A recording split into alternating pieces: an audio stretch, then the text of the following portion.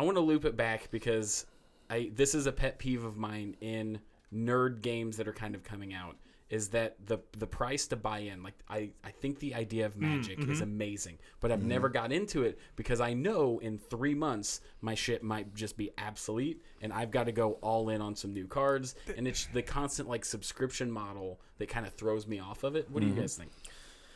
I'll let you go first. All right. I think of it in a couple of ways. Like, yeah, if you want to jump in and be competitive, yeah, you're going to spend $500 on a deck of cards. Yeah, you don't have to. You can also go to Walmart, buy a pretty decent deck, or honestly, so the reason I really like Magic, I played Magic, HeroClix, I played Warhammer.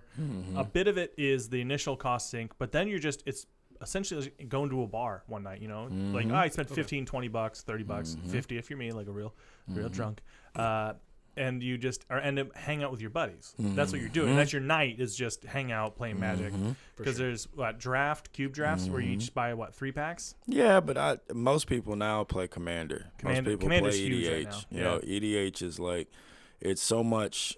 It's so much more of a simplified, uniform way for everyone to play. Yeah, and it gives you so much more playability to the game, I feel like. So if you don't know what that is, I don't. That's 100 cards. You have a commander, so you have a guy that's all your colors. Yo, Elder Dragon Highlander. There can be only one. Okay. The rule is the old way we used to play, and before Wizards bought it, Wizards finally adopted it and started making these pre-constructed decks that have like a commander, but it was picking a legendary creature and then building a 100-card deck around it.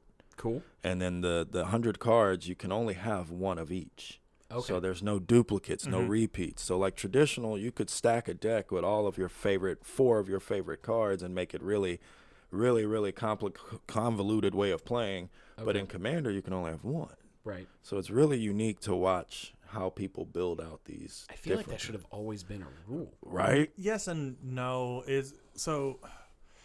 Decks went from 80 to 60, right? Or 60 to 40? 60 to 40, yeah. And then really the 60 was always the core. 60 was always core, and it was mostly so that you could play the game quickly and play multiple games. Like, I remember, how long did you play? When did you get into it? Like 2002, and then off and on since then. Right.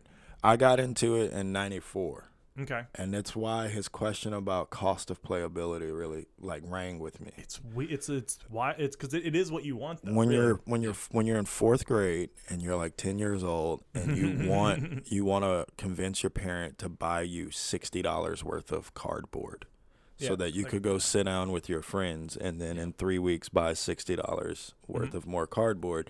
Your parents then are like, no. And unless your parents have the expendable income to give a 10-year-old $60 to go spend on cardboard, it was not really accessible. Man, I would lose whole checks when I was working at McDonald's back in the day. I would just cash my check, go to the game shop, buy a fucking the box, box of packs. Yeah.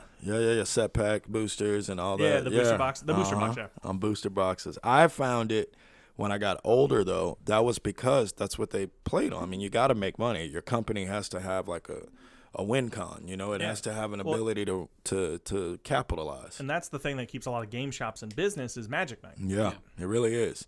But it's the lucrative aspect of playing. A lot of people now, if you don't play competitive and you just want to go have fun on Friday Night Magic, you can spend $100, right? Yeah. Buy one box of cards. And out of all the cards you got out of that one box, you could probably build 2 very good decks that you can play with, or at least one really nice one that you can go sit down and have fun on Friday, like you said, like you're at a bar, and hang out with your friends. And if you end up spending an extra $20 while you're there and your deck gets better for the next time you go, that's the whole purpose of playing. But but like you said, there's a thin line in the nerd world between having fun and tipping the scale. The more and more you sit in that card shop, the more and more money you want to spend because you want to get better and be able to compete amongst the people around you. Yeah, you don't want to lose that alpha nerd Jack again. Correct. Exactly. That was that dude's name. That was like, so I sat down, never played before, came with like 80 cards in my deck, and he's like, how many cards are in there? And I was like, I don't know, like 80? Yeah. And he went, okay. Yeah.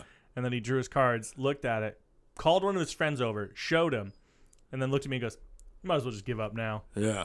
I was like, okay. There's that guy. That guy is in every shop. Yeah. But that guy is in every shop. Yeah. You can't get away from him. I mean, 100%. He then beat the shit out of me. Yeah. And I went home and had sex with my girlfriend. There So- you go. There you go. That's how that works. You got to beat him back, by beating it up. Yeah. That's how I you was get like, him. I was like, take this, Jack. And then my girlfriend at the time was like, who's Who's Jack? Jack? Oh, You'll man. figure it out. Turn around. Oh, man. Well, yeah, the two games that I always thought looked extraordinarily fun but never got into was Magic and Yeah. Warhammer. Like the I haven't gotten into Warhammer Warhammer. style of games with the huge maps Yep. and like the Yeah. looked amazing to me. Yeah. But then I That was one's like, a cost sink. yeah, because it's like, $120 and I get 6 soldiers. Yep.